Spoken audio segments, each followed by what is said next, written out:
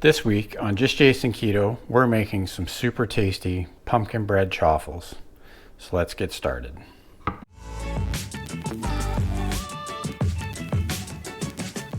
What's up everyone?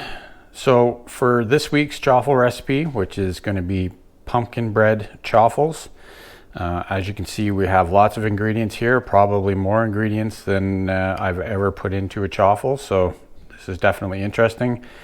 And unlike what I usually do, I've actually tried this out, so it did turn out pretty good. So we're going to try and recreate it here tonight. So we're going to start off. We've got 2/3 of a cup of mozzarella cheese that was just shredded cheese, but I've chopped it up really fine. Now you could do that just on a cutting board, or you could use a food processor. We've got 2 large eggs here.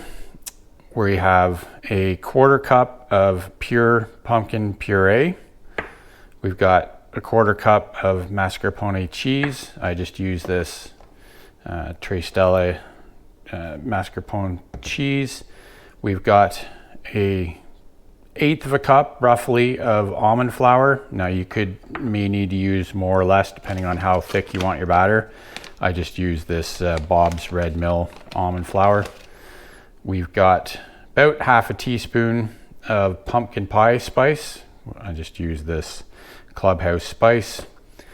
We've got a tablespoon of brown sugar Swerve sweetener, and then we've got a 1/4 teaspoon of baking powder, just regular old baking powder, and then lastly we have 1.5 teaspoons of butter that we're going to melt and add into the mix as well. So we'll get set up here and we'll start putting this mix together. Okay, so I have the 2 eggs in the bowl beaten up already. So we're going to add in our cheese first and start mixing that together. Now, like I say, I've been lately finely shredding the cheese when I add it to chaffles. I find that it mixes up enough nicer than if you just leave it like in the long shredded pieces that you usually get. Now again, you could do this in a food processor and make it even finer. I just chop it up on a chopping board and until I'm happy with the size of it.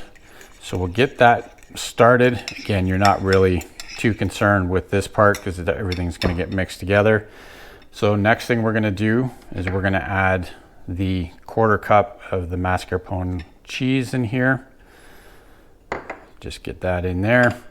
And we'll start mixing that in. You have to break it up a little bit at first, but we'll give that a good mix.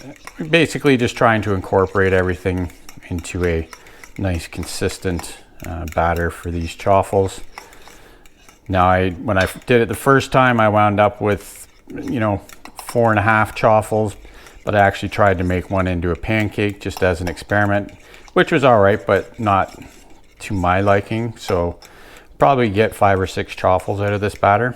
We'll see when we're done. So that's looking good. So what we'll do next is we'll add in our pumpkin puree here. And I didn't strain this at all to get any of the moisture out. It seemed to work just fine, just straight out of the can when I did it the first time. So here's hoping that it works this time. So we'll get that mixed in. This is going to give it a nice pumpkin flavor and the orange color of the puree, obviously.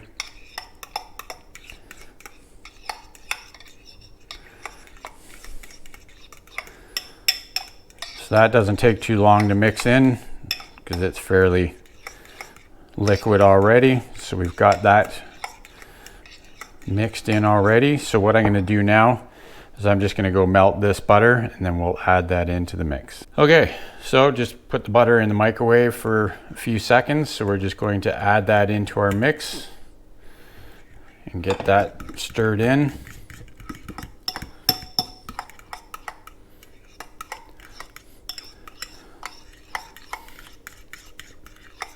Now I'll say once we cook these, and you'll see them when we start getting the finished product.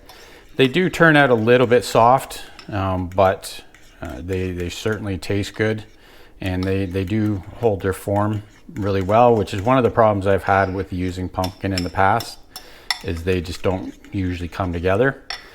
So butter's mixed in. So next thing we're going to do is start adding our dry ingredients. So we'll start with the almond flour here. Again, this is sort of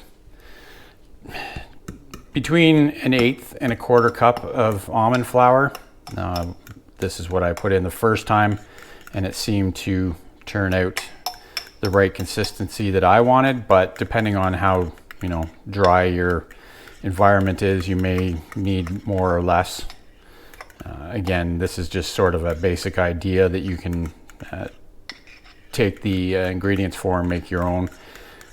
You know, you can add things to this, like if you wanted to add some sugar-free chocolate chips, you could. We're not going to today for the sake of this video, but that would probably be good as well. So now we'll add our tablespoon of brown sugar. Again, that's just a Swerve brown sugar sweetener.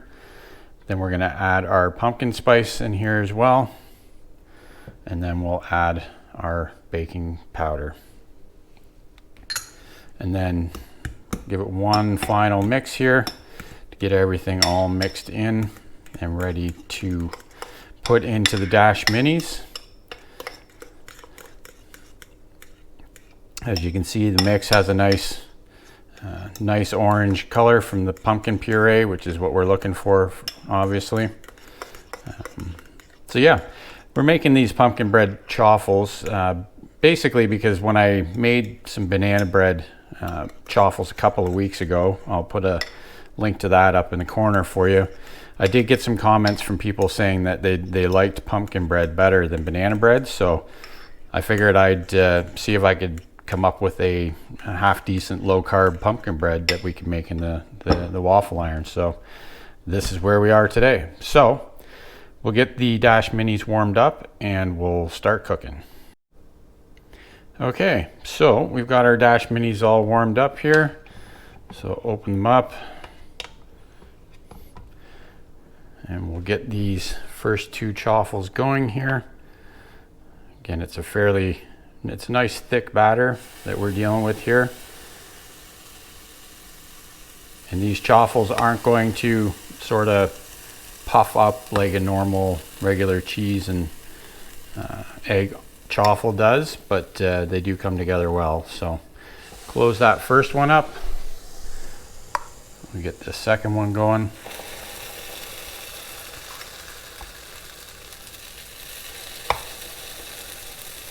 You can see it's pretty much just 2 full spoonfuls, a fairly big spoon. We'll close that up and we'll be back 4 or 5 minutes and we'll see how they turned out.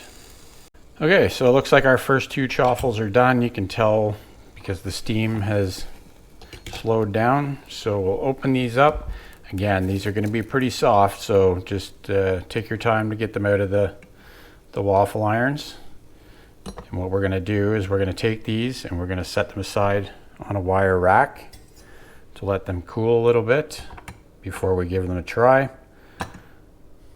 So that's those 2 out. So I'm going to work on getting the rest of these made up. I won't bore you with that process, but we'll come back when they're all ready to go and we'll give them a try. Okay, so here is our pumpkin bread chaffles. I wound up getting 5 full chaffles out of that mix, plus, as you can see over here on the wire rack, I've got like a half chaffle waiting to be eaten.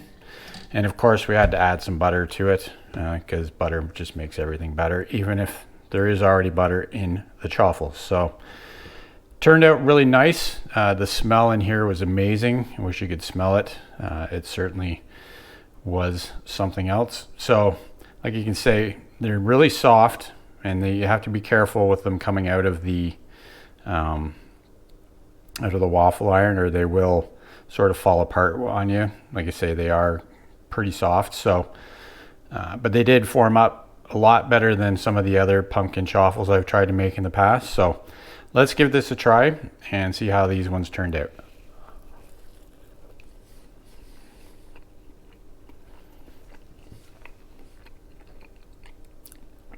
Yeah, just as good as the first batch that I made. Has a really nice pumpkin spice flavor. Again, you could add more or less of the pumpkin spice if you want.